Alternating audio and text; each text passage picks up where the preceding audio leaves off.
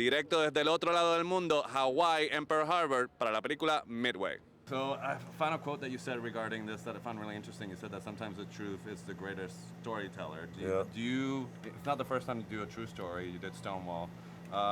Is your process different, or do you feel more pressured, the responsibility of sort of There's more responsibility, definitely. Also because it's a big battle, it's an American battle. You want to get it right, you know, and that's a lot of responsibility. And actually the whole crew, the actors, everybody felt that responsibility. And then, you know, but on the other hand, it's like kind of sometimes really cool to tell real stories, you know, because there's nothing what happened in the story was not happening. So we were like sometimes just discussing that, how incredibly amazing feats these people did. I wonder if you could talk about the challenge of making the sort of the tactical scenes as interesting for the audience, because you start with Pearl Harbor and then you go building up from there. Yes. So you don't want sort of the flow of the story to sort of dip. Whatever you like, what you'll ever learn about Midway, you realize how essential Pearl Harbor for the story is, because it brought like kind of limits onto the thing. Also, Edwin Layton was really, you know, felt really guilty that he hadn't pushed hard enough, and so that was like really important.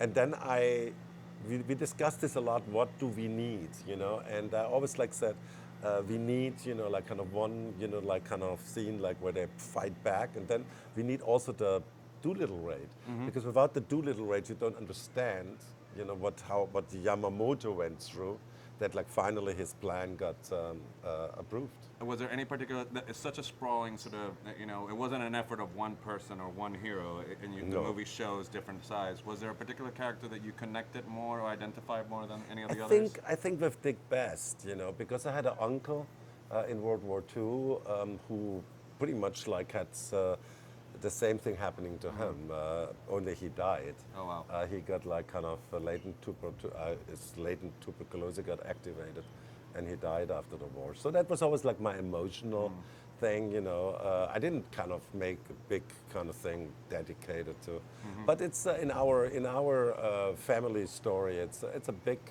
story. I was surprised you didn't say that you didn't identify with the director who flew bullets.